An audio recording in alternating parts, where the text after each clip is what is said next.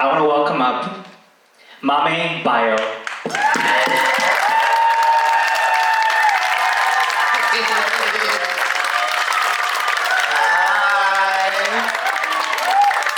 Y'all are so cute. What's up? I'm about to be a lot unfiltered, so you're about to hear a lot of curse words. Please forgive me in Jesus' name. Hallelujah. It's about to be a lot of vulgarity and shit like that. Because I really did not have the mental capacity this week to try to make it cute. So I'm about to be really upfront. But yeah, can we do one real quick thing for me? I'm getting ready to breathe. So take some breaths in. And I need you to do one more thing for me. This is actually the most crucial part. I need you to tell yourself that you're safe right now. In these next 12 minutes, this next hour, however much time we have left, I just need you to tell your brain, tell your body, tell your mind that you're safe right now. Not only do I need you to tell yourself that you're safe right now, but I need you to choose safety. Now, a lot of us, sometimes that framing of word doesn't sound like the most sensical thing, but walk with me. I need you to choose safety. That means choosing yourself. That means choosing however you need to show up. If y'all need to come out here and lay on the floor, I really don't care. I just need you to feel safe and listen to the words that come out of my mouth. Okay? I need to put this fan down because yes, it is hot, but I do not want to be holding it. Beautiful. So, my name is Mame. I used to go by a lot of other names. I used to be called Emmanuel. I used to be called Ima. That's what my mom used to call me. She'd be like, Ima, come here, please. I used to be called Lil Man when my mom was dating this old boy for citizenship papers. She ate that. She ate that. To this day, she ate that. I got called Manny. Manny was the really big popular name for me. That one stuck for a little while. I got called Mans. My best friend would be like, oh, what's up, Mans? And then I had a lovely sister help me choose Mame. And so I go by Mame now. So if you see me in the streets, say what's up, ski. But yeah, so I say that to say that I grew up in a very interesting immigrant household. My dad's a preacher, so I am a PK. Thank you very much. I know. I'll be accepting donations in the back. Thank you for therapy, please. Yeah. But yeah, I grew up in a very churchy household. My dad was a preacher. Both my stepmom and my biological mother were both lovely church women who devoted themselves in being very good church women. When my mom wasn't spending millions of dollars at Macy's. But I went through high school very much listening to the words of my father at every 8 a.m. car ride that he would give me about, God loves you. We need to very much worship God's love. And I'm like, yes, Dad, I love Jesus, yay. But then my hips started to sway a little bit more. My arms started to lip a little bit. My wrist started to just do this a little bit. And there became conversations of the man that I need to become. And during this time, I went through elementary school, middle school, got to graduation of high school, and I was like, let me go to a nice liberal arts school away from my parents. Let me look at the map. Minnesota! What you doing over there? What you doing over there, girl? Went to Minnesota, came here, and I made a choice. I made a choice to find safety. Find safety in an institution that actually disregarded my safety multiple times. I decided to call home the place that actually did not care if I was there or not. And so I was out. I was being queer. I was this, black, queer, young boy who was doing the good fight for all the black students on campus. Yay! And so then I went through my 4 years, did the best that I could, thank God. And I got to graduation. And a week before graduation, I had thought to myself, I was in my bedroom earlier that year playing Control by SZA and reading bell hooks, All About Love. So those two combos together, that changed my life. And I'm a Scorpio, so I had that revolutionary change out of the woozah.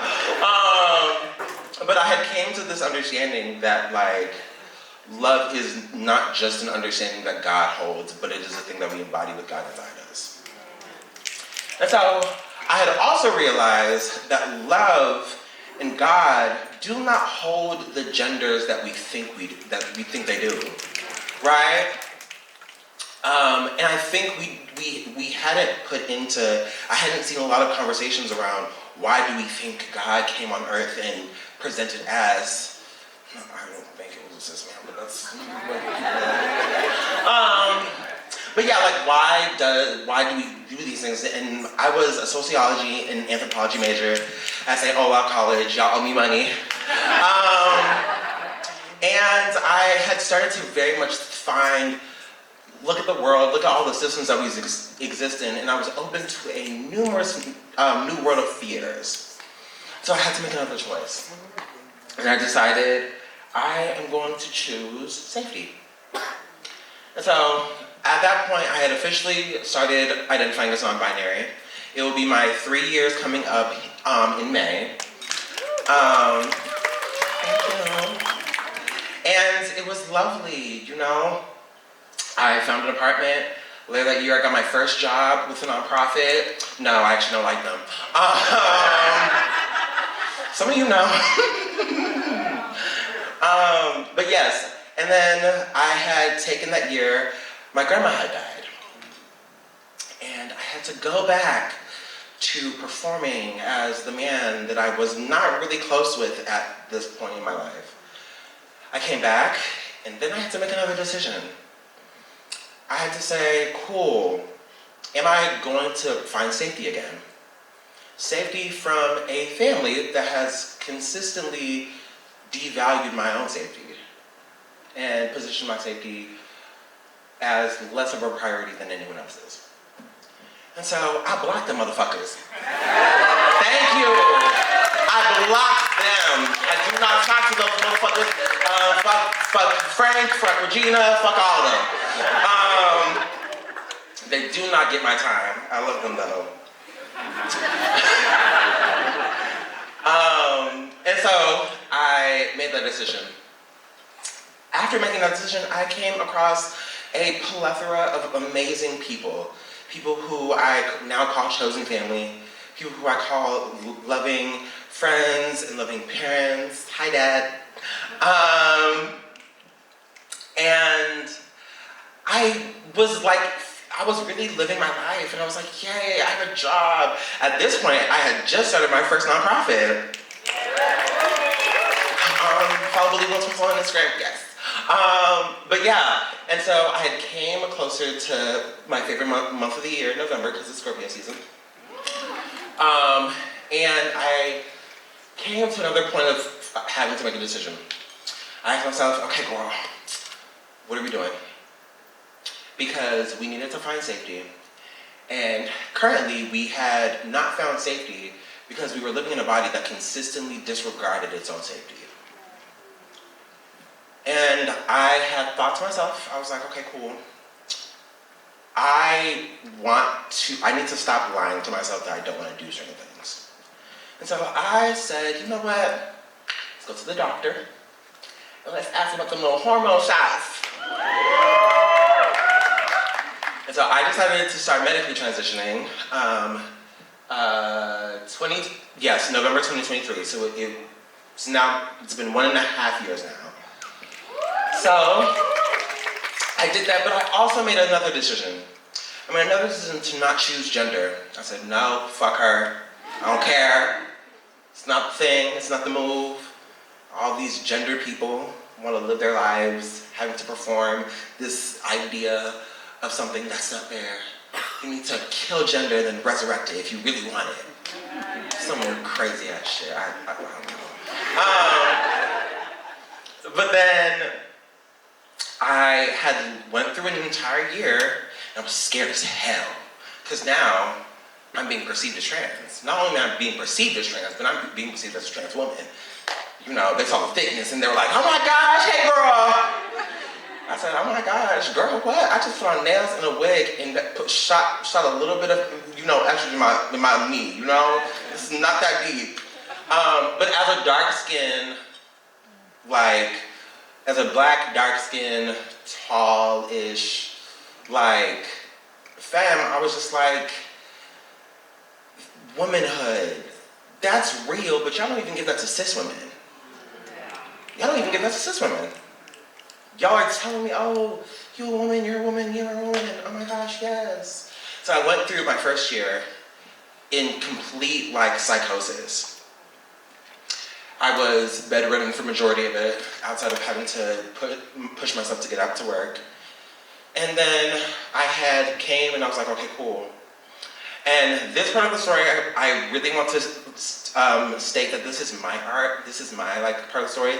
Do not try to repeat this, because there are some things that are very unconventional I'm about to talk about. So disclaimer, a lot of stuff. Last week, I went to my first rave. And we're gonna talk about some stuff, so please be ready. I don't care. I took Molly for the first time. So, and in doing that, it was a house rave, there was house music going on, and it's funny because I had just stopped going to church. I had just really been you know what, I think the big G.O.D. and I, we need a break. I'm breaking up with you. And so, it was one of the first times since this kind of big revelation that I didn't really want to fuck with God, that I heard gospel music. Now, I'm off the Molly, I'm sweating. And I'm having a lovely time. I'm with a beautiful group of women who are actively keeping me safe. And for the first time in my life, I was like, wait, I'm not choosing it, I am safe. Not only do I have an enormous community of people who genuinely love me, I have an amazing job. I've been able to work for a lovely nonprofit that's been able to fundraise $250,000. I'm doing organizing work that makes me genuinely happy every day. I'm safe, I'm fine. And I said, what are we scared about? And so then I pull my lovely, this was actually my coworker. I pulled my coworker to the side and I was like, hey, I feel safe. And she was like, that's what I want for you to feel. And I think at that moment, there was a point in me where I was like, okay, cool. Going back to when I started medically transitioning, I had a conversation with God. I said, honestly, I really don't believe that you do not love me, and that the body that I'm currently in, the journey that I'm about to go on is so against you. So we're gonna test something. I'm gonna test your gangster. I want you in this next season of my life, if you truly don't fuck with me, if you truly don't fuck with this process, take it away. Take it. You are in control of this transition. I can put this in your hands. So I said that, putting the estrogen in my body, cool. A year later, I'm looking up, I'm having a blast, and I see the disco ball. And the disco ball is like the light on the disco ball that's reflecting shelves makes it look like it has eyes. And in my ear, as I'm looking at this disco ball, I am now being recited, you are my beloved who I'm extremely pleased in. And I'm like, wait. So then, I recently, this was like over the weekend, made another choice. I said, you know what? I'm not going to be scared. I'm not going to hold myself in a position where I allow the honest, true feelings of fear and of the state of the world that we are in, but I'm not going to allow them to affect me. I said, not only am I choosing choosing to live outside of this fear. I'm choosing to be creative. So at that point, I said, you know what? Womanhood, come here, we gotta talk. And so we had a lovely talk, Mame and I, and we came to the conclusion that we were going to hold each other, hold space for each other, for the honesty and entire complexities of my body that comes with it, and for the entire creative world that comes with being a woman. And I said, this is not a conversation that anybody else can have. This is not a choice that anybody else can make on our behalf, because not only is this consensual, but this is ordained. And so from that point on, this entire week has honestly been one of the weirdest weeks for me. Even coming to this now, because I did not think I'd have an experience like that soon. I was like, okay, cute, maybe like 2 months ago, but like over the weekend, damn girl, like fuck. But I say this to say that in a lot of spaces, and a lot of times, there is a consistency to remove choice. But how did some of us even get here in the first place? We had to make a choice. Get in my little churchy bag, of course, but like, it says to confess with your mouth and believe in your heart. That's a choice. That's agency, right? And if I can't even have the agency to navigate my body the way that I need to, as the woman that I've grown up to be, and take the inspirations of the woman who I've had in my life, and even the forms of all of it that I've had in my life, then what am I doing? Who am I serving? We talk a lot about power in the Christian world, right? But we don't talk about what's powerful about it. God exists in a world of evil and can still create good through that. It's not about eliminating that evil. It's about being able to make a beautiful image through that. Yeah, we live in a world where a lot of evil is happening. But I consistently am seeing God through my trans family, through my trans friends, through my ability to wake up and look at myself in the mirror and be like, girl, we're doing it. Yeah. Right? And so I ask you to remember that you always have a choice. Even if the choice is blocking your fucking parents and never talking to them again. Exactly! But you have a choice. You have a choice to be happy. You have a choice to be loved. You have a choice to be you. And if God don't like it, God will say something. God's not scared like some of these other bitches. I'm sorry. I know that for a fact. Because she's told me to not do some dumb ass shit, and I still did it, and I learned my lesson. I'm talking about my ex. But there's always going to, I think there's never been a decision where I've consistently showcased how good of a decision I made.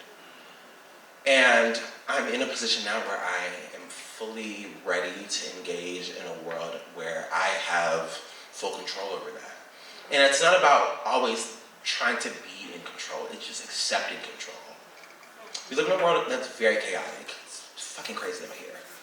Rent is high. Eggs are $13. There's a cost of living. But at the same time, we make choices, and as queer people in this room, we've made a choice. We've made a choice to not only love ourselves, but love each other. I think cherishing that choice and holding that choice as sacred is always going to be the best thing we can do.